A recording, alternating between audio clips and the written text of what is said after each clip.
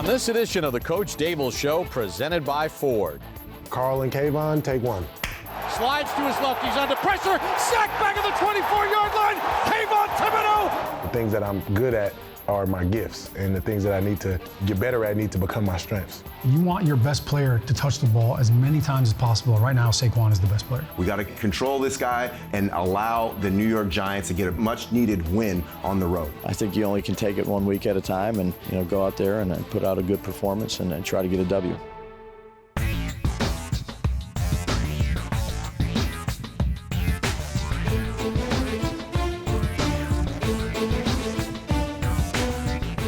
And we welcome you to another edition of the Coach Daboll Show, presented by Ford. On Sunday, the Giants make their first ever trip to Las Vegas to take on the Raiders. As always, joined by two-time Super Bowl champion Carl Banks and the head coach of the New York Giants, Brian Daboll. And, Coach, obviously coming off that loss on Sunday, what's the messaging to your football team to try to keep everybody's spirits up with the way this game kind of unfolded? Yeah, I think there's been improvement the last 3 weeks. Close games, had an opportunity to win really all three of them, and but we didn't get a job done. So get back to work and get ready to play Vegas. When you put forth the effort, obviously tough losses can drain you, but you can look at your team and the effort that they're doing, knowing that there are some opportunities there. Is that kind of the mindset of this group of personnel you have? Sure. Yeah. I mean, you got to get back at it. So you can't let it linger. But obviously, would have liked to have that one. Just came up some little plays short. Coach, obviously it was reported that Daniel Jones was cleared medically. What's the ramp-up period like for him to try to get him ready to play in this game on Sunday? Yeah, be out here practicing. Once the doctors clear him and the trainers clear him, then he'll be out here on the field and be practice normal as if he was, a few weeks ago. Coach, they have two dynamic players on their team that really stand out offensively and defensively. Josh Jacobs as a runner and Max Crosby as their pass rusher. Yeah. Both guys can be really disruptive to what you like to do if you're not doing it as a team. Sure. Yeah. No, I had Josh at Alabama. Good vision, power, hits the holes, good contact balance, can make plays in the pass game when they throw him the ball. I was really impressed with him my time at Alabama. And Crosby, this guy's as good as it gets. They line him up on both sides. He is productive in pretty much every facet, from the run game to the pass game to the screen game to chase. His effort is unbelievable. He's a tough guy to block, and Devontae Adams is a pretty special player. Jacoby Myers, they have some talented players, and I was with Garoppolo back in New England. I know he was at San Francisco, but he's a heck of a quarterback too. Speaking of talented players, obviously last Sunday Saquon Barkley gave you a yeoman's effort, career high in carries. The mixture of having him involved, not only from his production on the football field, but leadership. How important was it to get him back and to help lead this team through a crisis period? Yeah, no, he's a heck of a football player, and we were going to lean on him. Obviously, it was wet, and we want to do a good job of securing the ball, controlling some of the tempo of the game, and he was a big part of it. From a messaging standpoint, I know the next game is the only game. It's the only one that matters, but there's still more than half a season left. Still have 9 football games left. Is that sort of the mindset that you impart upon your team? Is like, hey, we got more than half a season to go here. There's a lot that can happen. Yeah, well, I think that's the NFL, but I think you only can take it 1 week at a time and really focus on the team you're about to play and go out there and put out a good performance and try to get a W. Coach, we appreciate a couple minutes. As always, best of luck this week. Thanks, Bob. Appreciate Coach. you. Thanks. That's the head coach of the New York Giants, Brian Daboll, taking a couple minutes to join us. It's the Giants and Raiders in Las Vegas. When we come back, our player interview and much more here on the Coach Daboll Show, presented by Ford. Welcome back to the Coach Daboll Show, presented by Ford. It's the Giants and Raiders in Las Vegas for the very first time. Now it's time for this week's player interview. Time put it on tape. Another day. Shotgun set. Wilson takes the snap. Quick drop under pressure. Chase sack, fumble. Ball is loose on the ground. Picked picked up by the Giants at the 25. Thibodeau got the sack. Giants force a turnover. They'll start inside the Jet 20. Jihad Ward recovered it. Carl, the pressure was just intense. Thibodeau comes around the edge. Lawrence was being held. Thibodeau forces the fumble. Kayvon Thibodeau gets his 6th sack of the year. Great hands, great ankles. Keep coming now. Wilson on a 1st and 10 for the Jet 41, down 3. Takes the snap, under pressure, chased by Thibodeau, and sacked by Thibodeau at the 31-yard line. That's a loss of 10, and that'll take us to the 2-minute warning. 4th and 10 for the Jet 41. Wilson takes the snap, he's back to throw, takes a deep drop, slides to his left, he's under pressure, sacked back at the 24-yard line, Kayvon Thibodeau! Yeah, and Kayvon Thibodeau was trying to go inside, then he makes a move outside. If you don't have that good coverage down the field, he probably doesn't have time to make both of those moves.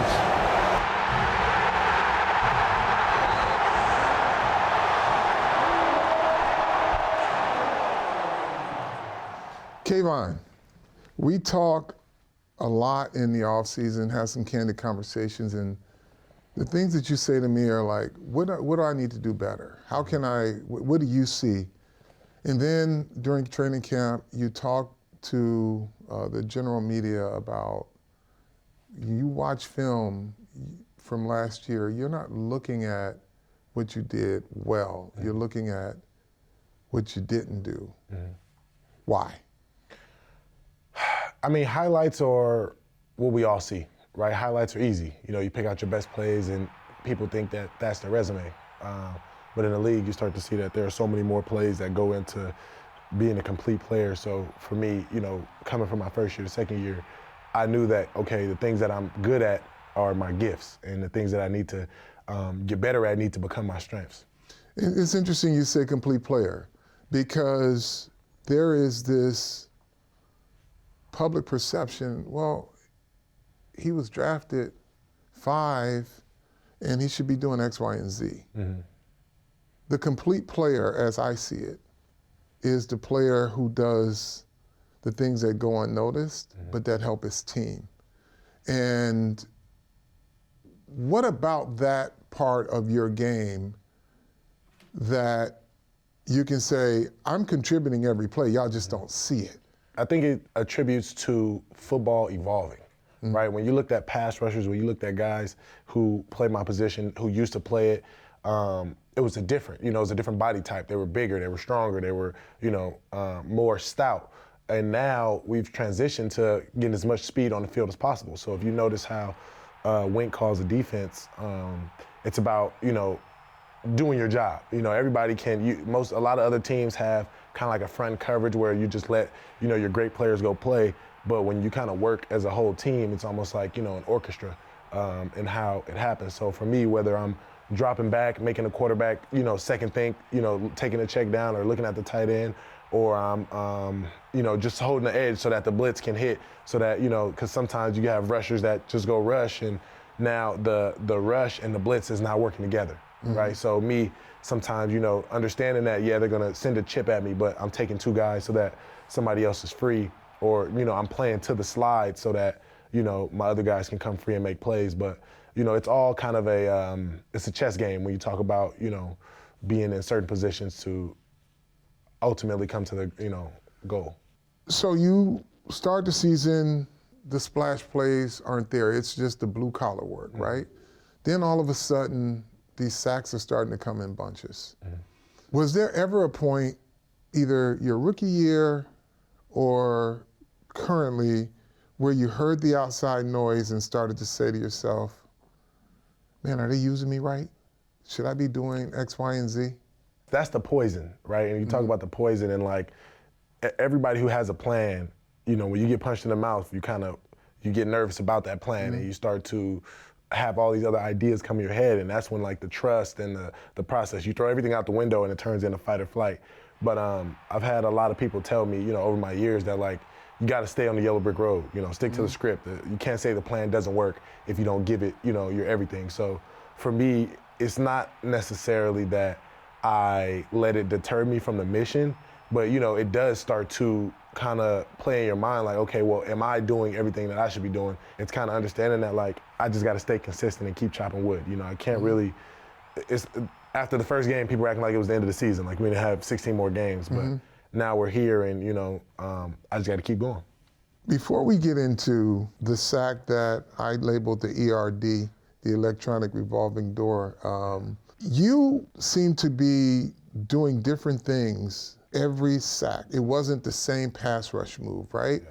Were you kind of feeling out the offensive tackle to see what you were going to do next so that he wouldn't expect it? Because you had 2 rushes, 2 sacks off the right side, and then the left side was a move that probably one of the more difficult things a pass rusher can do, to go a full move inside and then get back outside around.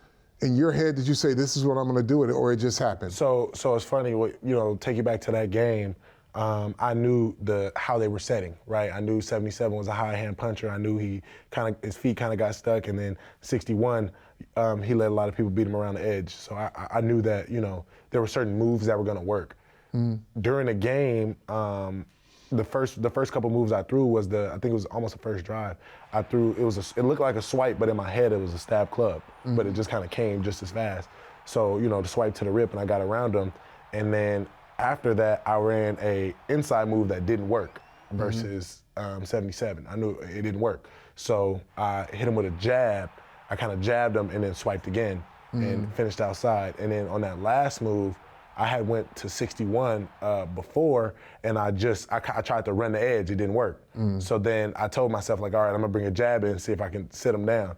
And when I jabbed, it felt like I could have took it, but then it's like the quick thinking and the training and all of that. I was like, okay, once he played back, I didn't have it, I got back around.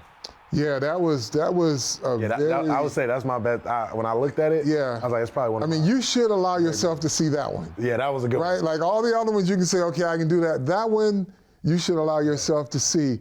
So you lost one of your brothers via trade, Leonard Williams, right? Great locker room guy. Yeah.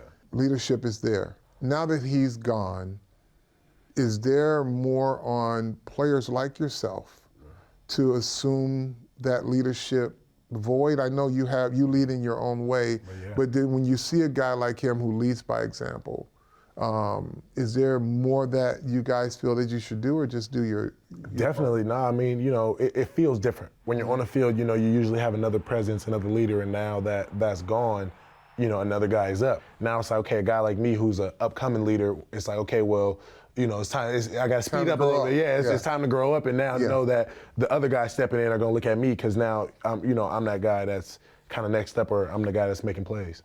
Last question. You head to Las Vegas. They've had a lot of changes in the last 24 to 48 hours. So different coach, different coordinator. Now it's a different quarterback.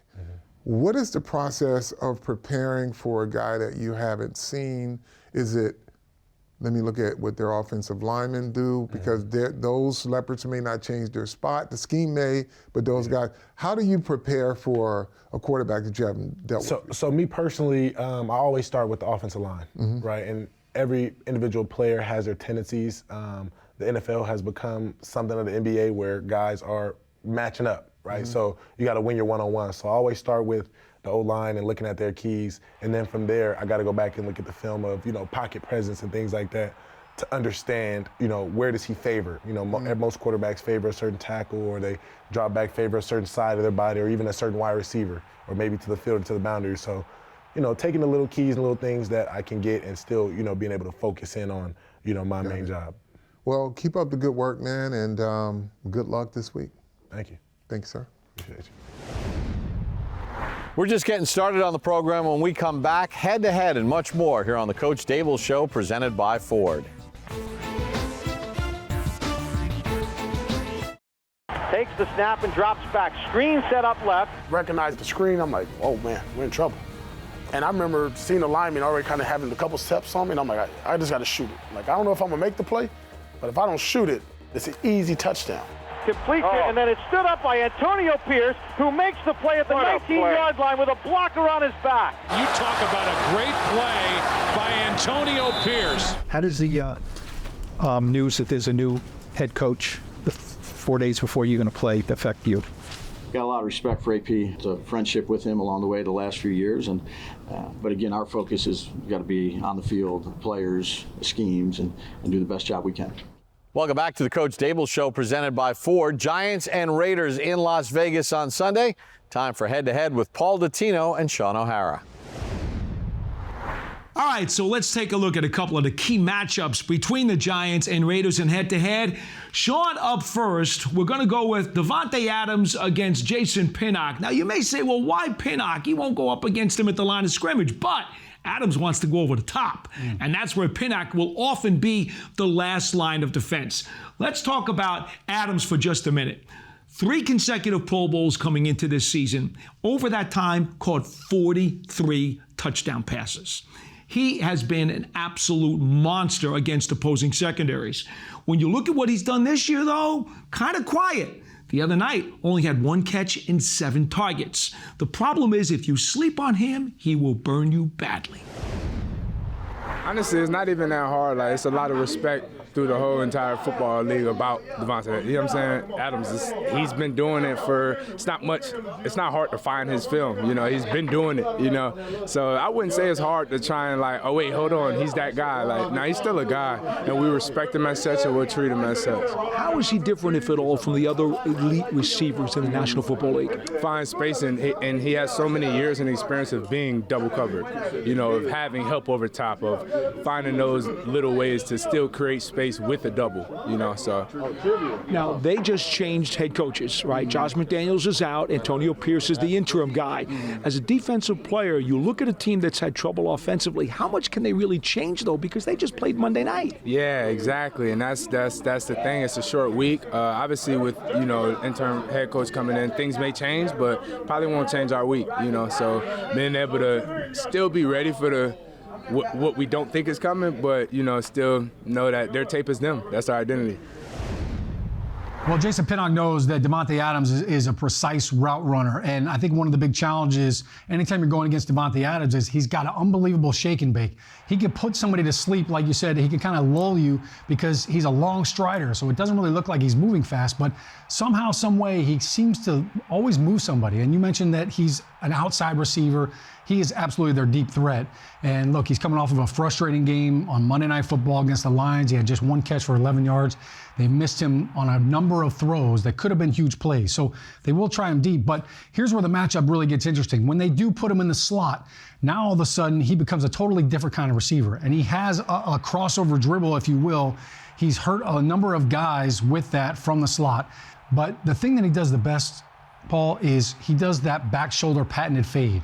And they had a really nice one against Teron Johnson of the Buffalo Bills. It was kind of vintage Davante Adams from Aaron Rodgers. That's what they patented in Green Bay. That connection has not been there with Davante Adams and Jimmy Garoppolo the way it was with Aaron Rodgers, but it's certainly something that I know Pinnock is ready for the challenge. Of course, Pinnock has that pick 6 against Miami. He's looking for another splash play. Don't let the long stride fool you. Don't let the slow release off the line of scrimmage fool you and lull you to sleep, because he still has speed. Yeah, it's amazing to think the Pittsburgh game is his only 100-yard game. Yeah, it's been a little bit of a lull the last 4 games. For sure. Again, Pinnock, though, 43 tackles. I want to point out something here. Tied for 3rd on the Giants right now amongst defenders with his tackles. And by the way, not that Adams cares too much about this, but the Giants love to blitz him off the edge. He is the only defensive back on the Giants right now that has a sack this season. And we know Wink loves to mix things up. So we'll see what he does this weekend.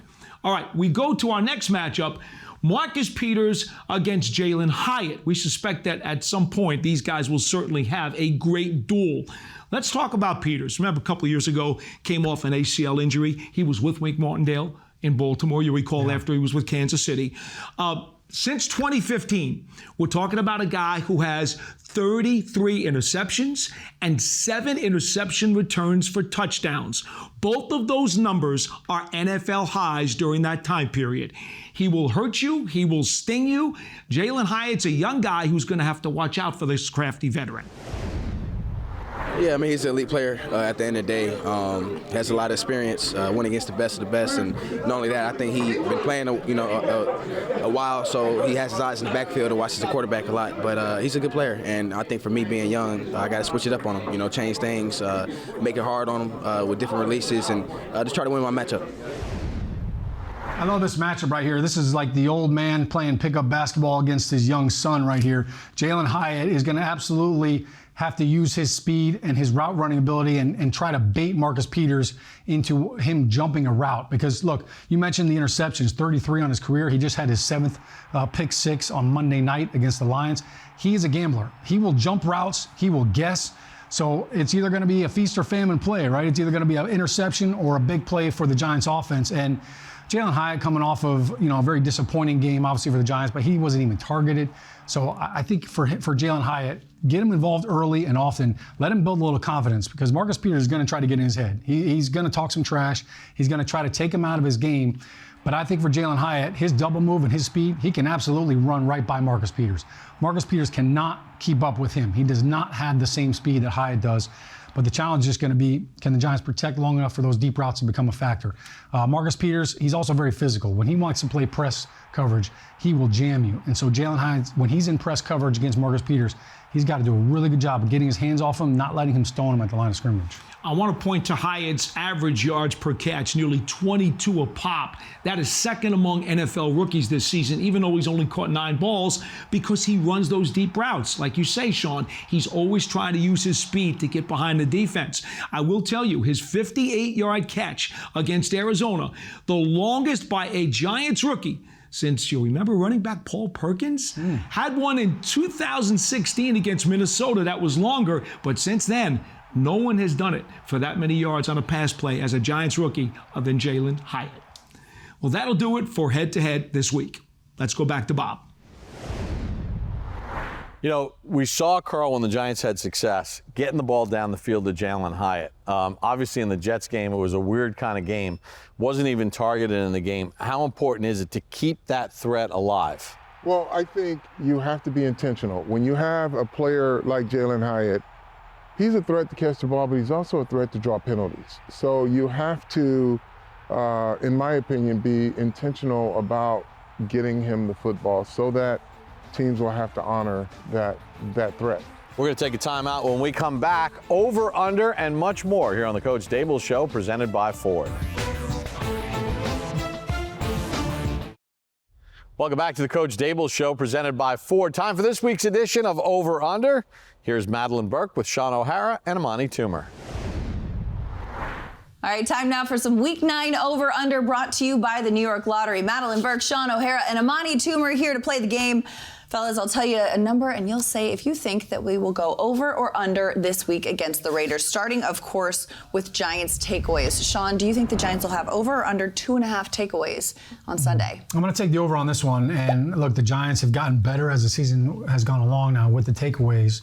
But it's really more about the fact that the Raiders, they love to give it away. And they have 15 straight games with a turnover. It's the longest streak in the NFL right now. So Jimmy Garoppolo has been very charitable. I'm going to take the over. I'm going to take the under. I think he's going to be charitable. I don't think that it's the half. It's that half point that kills me. Yeah. I don't think they're going to get 3 turnovers. I think they may get 2. The half is where I'm going at. I just feel like the Raiders are going to play much more of a ground game. They're going to try and give the ball to Jacobs to try and control the clock. I don't know, these takeaways, these turnovers, they come in bunches. The Giants have been really thriving on the takeaways lately. And then the Raiders, a team with 16 turnovers on the season, tied for second most in the NFL. They give it away now. Give me the Red Hot Chili Peppers. There you go. It's going to be a little Red Hot Chili Pepper Sunday kind of vibe. All right, Amani, over or under 25 rushing attempts for Saquon Barkley on Sunday? I'm going to say over, because last week I think there was something, the fact that the Jets knew the only real offense that they had was Saquon Barkley, and there was still some success with that offensive line. Michael Schmidt did a great job at center. So I feel like there's going to be more than 25 carries, just because of the fact that the one thing that we do know that this offensive line can do with the injuries, with all the players coming back, is run the football. Yeah, I'm going to take the over on this, because I feel like when you're on the road, you want to establish the run early and often. And I think for Saquon, coming off of his 36 carry performance, obviously we know that was weather related, but you're on the road, and this Raiders defense, look, they do a good job getting after the quarterback. Max Crosby Crosby is a little bit of a handful, but you want to attack them. You want to get physical right out of the gate. And I think Saquon, he showed last week that he starts to get better. The more patient you are with him, the more you go back to him. And I think given, the quarterback situation, like you mentioned, you want your best player to touch the ball as many times as possible. Right now, Saquon is the best player. And Jahmyr Gibbs had a great game on Monday night against this Raiders team, over 150 yards. So I think that could be a good blueprint on how this Giant team gets over the hump. I agree. And like you said, with Saquon getting 36 touches last time, that's a career high for him. The consistency. Consistency is key for anything in life and success. I'm taking the over on 25 as well, because we saw especially how Saquon's carries invigorated that offense, especially in the second half for the Giants. All right, lastly, Sean, over or under 3.5 sacks by this Giants defense on Sunday? Yeah, that half is always messing with us. I'm going to take the over on this one. Even without Leonard Williams, I think this defense is still going to find a way to get some pressure. When you look at the Raiders coming off that Monday Night Football game against Detroit, 6 sacks on Garoppolo, and it could have been even more. And I think that right now they're struggling offensively to get in rhythm and to stay ahead of the stick. So I'll take the over on this one. And I think, as a defense, when you lose a guy like Leo, now everybody all of a sudden says, hey, we got to step up our play. And Kayvon Thibodeau, he's on a little bit of a heater. Kayvon Thibodeau, that's the reason why I'm going to go over. Thibodeau has been playing like a man possessed. A lot of people think that he's just a guy. I don't. I think he is a difference maker, and he proved it for the last couple weeks. He's got off to a little slow start last year and ended the season very hot. These last couple games, we've seen the 5th pick overall. We've seen what he really could do. Over because of Thibodeau. Overs across the board on this one. Clean sweep of the over as well, because the Giants have figured something out with the pass rush, with putting the pressure on the quarterback these last few weeks, and create some havoc when the Giants take on the Raiders Sunday afternoon in Las Vegas. That's a wrap for Week 9 over under. Let's send it back to Bob. Carl, the Giants continue to play stellar defense. They're going to have to do it again this week. But 2 more takeaways for the Giants, more sacks. Why is this defense becoming such a weapon for the team? Well, I think they've all are playing in sync, if you will. They understand the defense, and because it's a defense that's so multiple, at times it's a lot of moving parts, put it that way. Now everyone knows the various roles they have within the defense, and they feel comfortable and they're playing free. And Saquon Barkley's coming off a career high in carries against the Jets, but the Giants need him, and they need his workload in order to be on balance. Well, yeah, he conditions himself for it, and it looked like he was getting stronger as the game went on. So I'm sure he's prepared to do whatever it takes to help the team. When we come back, we're going to head to the coach's tape, because the Raiders have a talented running back of their own, plus a guy who can get after the quarterback. Strategy with Carl Banks coming up next here on the Coach Daboll Show, presented by Ford. Welcome back to the Coach Daboll Show, presented by Ford. Giants and Raiders in Las Vegas on Sunday. Let's go to the coach's tape with strategy and Carl Banks. And Carl, we're going to take a look at the Raiders offensively. Last year, Josh Jacobs led the National Football League in rushing. He's a big, sturdy, fast back. Sturdy and fast he is, Bob. Good vision, good footwork, and he's not easy to go down with contact. You'll see here, now it's good blocking. Here's one thing that the Giants, if you're a second-level player, just here, if we just take a look at this block here, their wide receivers do get involved in the action. So he reads that block, and now you've got one-on-one. You've got to make sure you get him to the ground. He spins out of that, and he's gone. Good balance on contact, and it takes a lot of people to bring him down.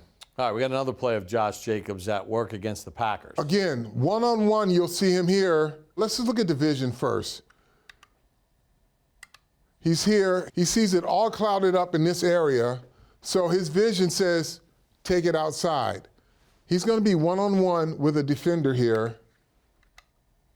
Sticks him in the ground, and watch what happens.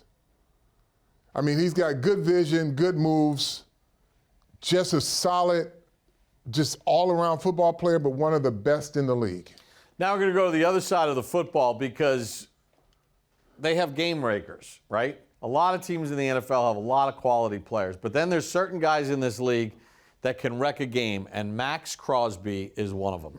Yeah, Max Crosby is relentless, Bob. When you talk about a guy there are no plays off with Max Crosby, because if the play is going away from him, he will pursue it until he gets to the football. And here he is, just speed up the field here on the edge, and he just pursues the quarterback. I mean, that is just as fast and as skillful as you can get.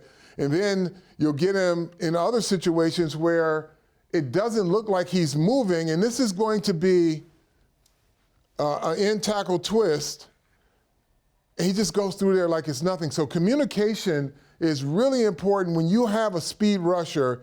Knowing who has who is half the battle, because he's too good just to let him just wander freely right to your quarterback. You've got to be able to communicate, pass off, and pick him up before he gets ahead of steam. And then you have a back who has to be alert as well, because when you've got it blocked up here and here, your back has to stay available to make sure and always know where Crosby is. He runs right by Crosby. Look at this. I always wonder about that. When you know that this is one of the premier players in the league, why you would pass him off. So if he's holding and checking for a blitz, he's looking, just check where the most dangerous guy is before you release. But it looks like he's walking out of the door and Crosby's running right back into it. You've got to make sure it's all hands on deck, and communication is very important with Crosby. Oh, my goodness. It's like, I'm going to get out in the flat. I'm going to get open. Meanwhile, the quarterback's getting totally throttled. All right, that's strategy with Carl Banks getting you set for the Giants and Raiders. We're going to take a timeout. When we come back, Above the Numbers with Paul Dottino and Amani Toomer here on the Coach Daboll Show, presented by Ford. Welcome back to the Coach Daboll Show, presented by Ford. Giants in Las Vegas to take on the Raiders. Time for this week's edition of Above the Numbers. Here's Paul Dottino and Amani Toomer. Okay, so let's take a look at some players who may go above and below the numbers for Sunday's game between the Giants and the Raiders. Who do you have first? You have John Michael Smith, the center. He made an immediate impact coming off of injury and an immediate impact coming from Minnesota to the New York Giants. Now he's not only playing as a rookie, but he is also setting the protection, something that a lot of people struggle with. This guy came in and did it right away, and the impact that they had last week in the third quarter, the fact that we didn't have our starting quarterback, Tyrod Taylor, and DeVito was in there. We knew only thing we could do is run the football. This guy in the middle helped hold the front and allowed Saquon Barkley to get up the field. Much the same that they're going to have to do this week when against the Raiders, a tough defensive line. This guy has to play above the numbers for the Giants to win. All right, that's a pretty good pick, Amani. Let's talk about the running game for a second. Okay, season highs, 52 attempts for 203 yards against the Jets for that Giants rushing attack, obviously led by Saquon Barkley. Now, last year, the Giants had 4 games in which they ran for at least 200 yards.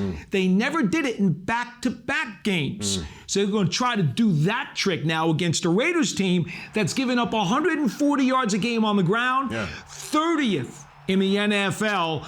Detroit found out they ran for over 220 yards the other night when they played at Ford Field. So we'll see if the Giants can take care of some business with that. Now, my guy is going to be A'Shawn Robinson as I go to the defense. Now, Leonard Williams was traded to Seattle this past week, which means there are going to be more snaps at the defensive tackle spot for a guy like Robinson. Over the course of the last couple of games, he's played more and more anyway. I think it's interesting that in the last 2 games, the Giants have allowed less than 150 yards rushing combined. In their first 6 games of the season, they were giving up 150 yards rushing per game, period. So you can see the difference. He has helped do that. And remember, Jacobs, he is a force for the Raiders. They're going to try to get him going. Last year, he led the league in rushing. This year, he has yet to have more than 80 yards rushing in a single game. A'Shawn Robinson's going to have to make sure they keep him down. Yeah, let's not let Josh Jacobs get right against the Giants. Let him do that another week. You know he's a star player, but yes, A'Shawn Robinson, definitely a run stopper, something that we're going to need this weekend, especially against this Raider offense that struggled mightily on Monday night. Okay, who are we going to take below the numbers? Below the numbers, who we got here? DeAndre Carter. He is a punt returner, kick returner, special teams maven. This guy can change games. Like sometimes when the offense and defense are struggling, like both teams' offenses are, the Raiders and the Giants, a special teams play can put you over the edge. The statistics on whether a team wins or loses if you get a special teams or a short field because of special teams is outrageous. We got to control this guy, make sure he is not a part of the game, and allow the New York Giants to get a much needed win on the road. Yeah, you talk about the special teams potentially being an X factor, and that's what we're talking about here. Carter's played for 6 teams in 6 NFL seasons. The reason he keeps getting picked up all the time is because of the special teams. He's only 5'8". He's a slot receiver when he's on the field in the regular offense. Remember, he played for Washington a few years back. That's how the Giants know him. But how about this? Since he came into the league in 2018, he is number 2 in the National Football League of qualifying punt returners at nearly 10 yards per return. He's steady. He's good. He's averaged 23 yards a kickoff return in his career and had a 101-yard kickoff return for a touchdown while he was with Washington against Atlanta. This guy can make a big play on specials that can completely turn the game around. The Giants cannot let him do that on Sunday. Absolutely. Well, that'll do it for above and below the numbers this week. Let's go back to Bob. Carl, the Raiders can put some pressure on you via special teams. That has not been a strength for the Giants. That's an area that they're going to have to tighten up on all facets, really. Yeah, I mean, when you have some challenges on your team from the offensive standpoint, the biggest friend you could have is special teams consistency. And I think this is a game where your special teams will have to be consistent because the Raiders have really good special teams, and they will put pressure on you. So you cannot be a liability in your efforts to win a football game. Yeah, and we saw Gunnar Olszewski for the Giants average 9.3 yards a punt return. Every yard helps as far as field position. When we come back on the program, keys to the game and 3 things. You're on the Coach Daboll Show, presented by Ford. Welcome back to the Coach Daboll Show, presented by Ford. Time for 3 things with Madeline Burke. It's week 9, and I'm Madeline Burke with 3 things you need to know. The Giants are headed to Las Vegas to face the Raiders. It'll be the first time Big Blue takes the trip. In the 14 previous matchups between these 2 teams, the Raiders are 8-6. Dexter Lawrence was named PFF Defensive Player of the Week this week after an impressive performance on Sunday. He had a sack, 1 tackle for loss, and 5 quarterback hits while totaling 15 pressures, which ties the record for the most in a single game by an interior defensive lineman. And Kayvon Thibodeau also coming off an impressive performance against the Jets. He had 3 sacks and a 91 PFF grade, a career high for him. Kayvon now has 8.5 sacks on the season, tied for 3rd in the league with Myles Garrett and TJ Watt. That's a wrap for 3 things you need to know as the Giants take on the Raiders in week 9. Let's send it back to Bob. Now it's time for the keys to the game between the Giants and Raiders. And Carl, the Raiders at times struggle to score points, and obviously they're going to want to lean on their run game. And Jacobs is a very physical player, an explosive player, but controlling the run has to be priority number 1. It is, Bob, because when teams have a really good running back, they stay ahead of the chains, or they stay in the green, as they say, by running the football and getting manageable down and distance. What the Giants have to do is stay consistent defensively, shut down the run, create some negative plays, and create 3rd and long situations. But the Giants have been consistently playing the run for the last month of the season, and they just have to continue to build on that because this is their next challenge in Jacobs. He is a really good running back. And you think about last week, Breece Hall, the Jets came into the game leading the NFL at 6.5 yards per carry, and the Giants held them to under like 2 yards a carry. Yeah, and that opens everything up for the pass rush. It really does, Bob. And the key to that, though, is tackling. Tackling as a team, because good running backs, you have to get a lot of people to them. They have the ability to make one guy miss, so they have the ability to break a tackle. Get a lot of guys to him. If they break their tackle, he's seeing 3 or 4 other guys. You know, the Giants had been improving each and every week offensively in their 3rd down conversions. Obviously, we know what happened last week against the Jets was just a complete mess, but they didn't even face a lot of 3rd and longs early in the game. This game really is about setting up the opponent offensively, and for the Giants, they have to be more effective throwing the ball. They do have to be more effective throwing the football, and they're going to be challenged because, you know, Darren Waller, we don't know what his status is right now, but having your playmakers out there and being intentional about getting them the football, it also poses a threat to the opposing defense. And you talked about it in strategy, but it's worth repeating. You know, Max Crosby is one of those players that can wreck the game. Don't let him wreck the game. Right, and the key is assignment football. Up front, your offensive lineman, knowing who to block can always help you when you've got a dominant pass rusher, because that guy who's free on your offensive line or that running back can always help. But if you have confusion, you don't want to turn that guy loose. And the defensive coordinator is Patrick Graham, who plays a lot of zone, so there should be opportunities for the Giants to have some comfortable throws in this game as well. Well, yeah, guys got to be open, though. Guys got to run their routes, and they've got to be disciplined, and the quarterback has to have time.